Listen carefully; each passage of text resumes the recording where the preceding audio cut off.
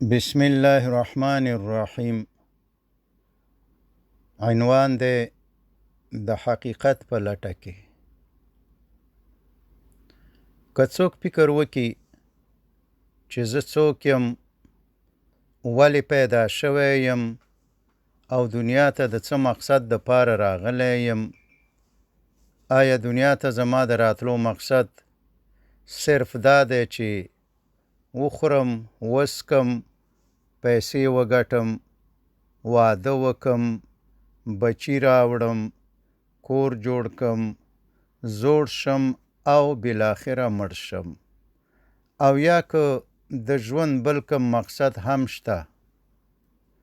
همدارنګه مختلف شیان، نباتات، حیوانات، انسانان، غرونه، دریابونه، اسمان، ستوري، لمر، سپوږمۍ او نور ټول په ډیر منظم ډول د مکمل کنټرول لاندې چلیږي. نو نن موږ په همدې بحث کوو چې آیا دا دومره لوی نظام په خپله جوړ شوی دی؟ آیا د خالق نه پرته په خپله چلیږي او په خپله کنټرولیږي، او که خالق چلوونکی او کنټرولر لري؟ فکر وکئ، که زه ووایم چې په دشته کې مې په خاوره کې د خاورو نه جوړ شوی ګیلاس پیدا کو چې د وخت په تېرېدو سره په خپله جوړ شوی و، نو تاسو زما خبره نه منئ، ځکه چې تاسو پوهیږئ چې په خپله یو شی نه جوړیږي. ستاسو عقل او کامن سنس دا نه مني.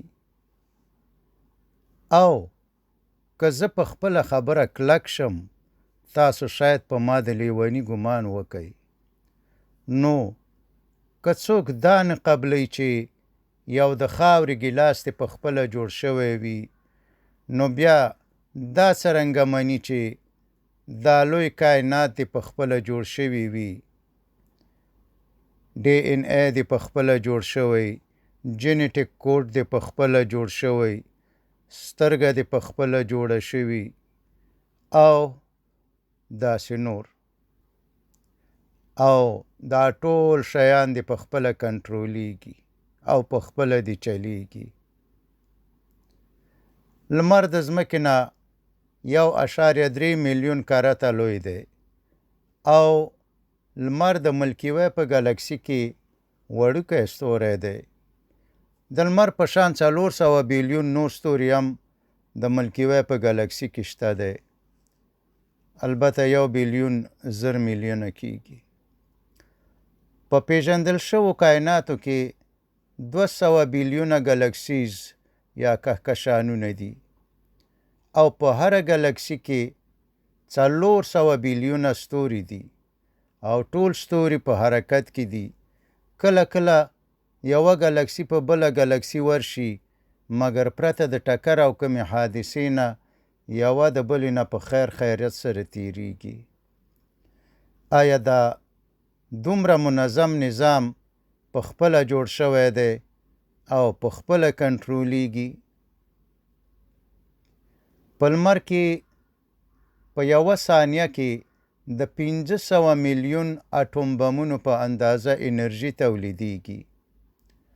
ځمکه په یو وخت کې د محور په خوا او شا د 1000 مایل په یو ساعت کې سرعت سره ګرځي، او شپه او ورځ جوړیږي، او د 2,000 مایلز په یو ساعت کې سرعت سره د لمر په شا او خوا ګرځي.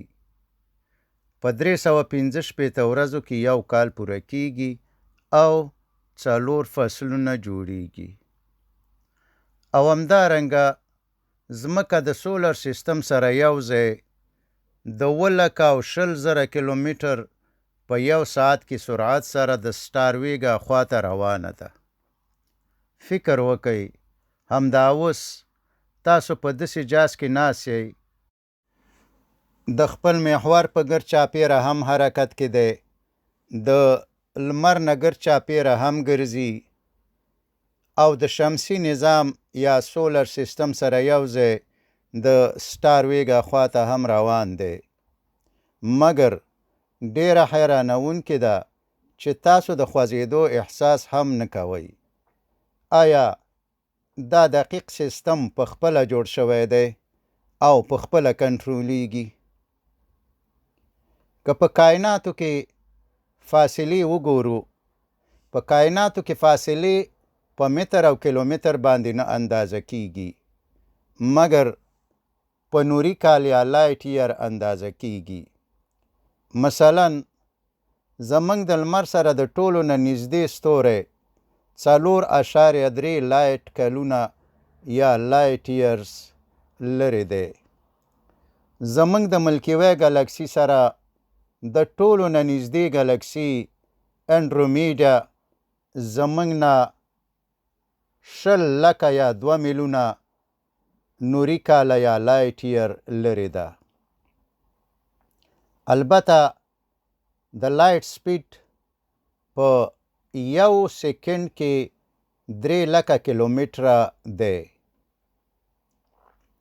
نو که لایټ په 1 کال کې څومره فاصله طی کوي، ورته 1 نوري کال وایي چې 9.5 ټریلیون کیلومتره کیږي.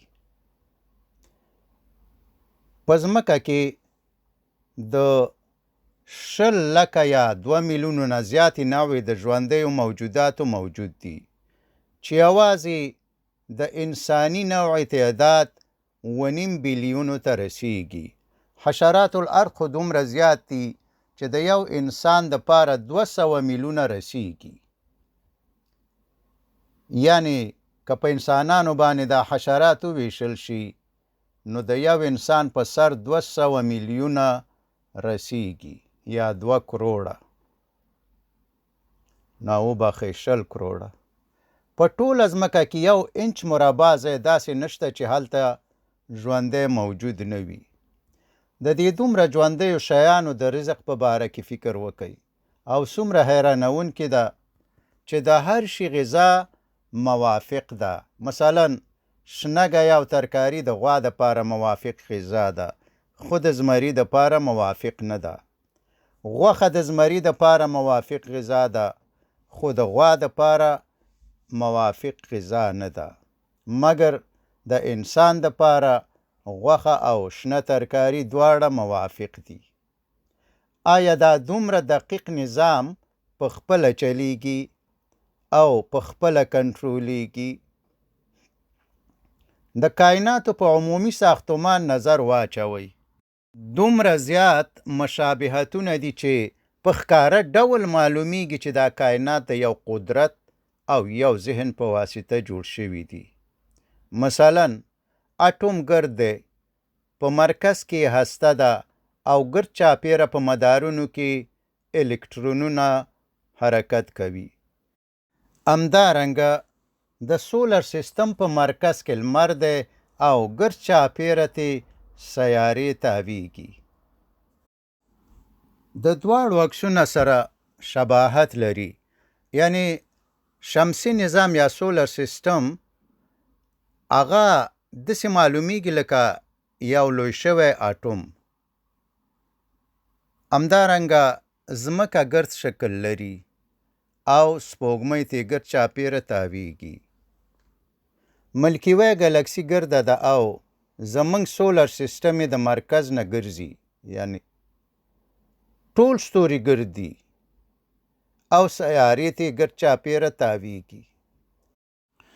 همدارنګه ټول ژوندي موجودات، نباتات او حیوانات د حجرو نه جوړ شوي دي او د ټولو حجرو په منځ کې هسته یا نیوکلیوس او د باندې سایتوپلازم دی. هر ژوندی شی، نباتات او حیوانات د DNA د پروګرام مطابق جوړیږي. یعنی په هر ژوندي شي کې DNA موجود دی. نو که غور وکړو، په کائناتو کې هر شی د حال په ژبه وایي او چغې وهي چې زه خالق او رب لرم. چې الله تعالی دی. نو دا لوی کائنات نه په خپله پیدا شوي دي او نه په خپله کنټرول او چلیږي. خالق، چلونکی او کنټرولر لري چې الله تعالی دی. وما علينا إلا البلاغ المبين. وصلى الله تعالى على خير خلقه محمد وآله وأصحابه أجمعين.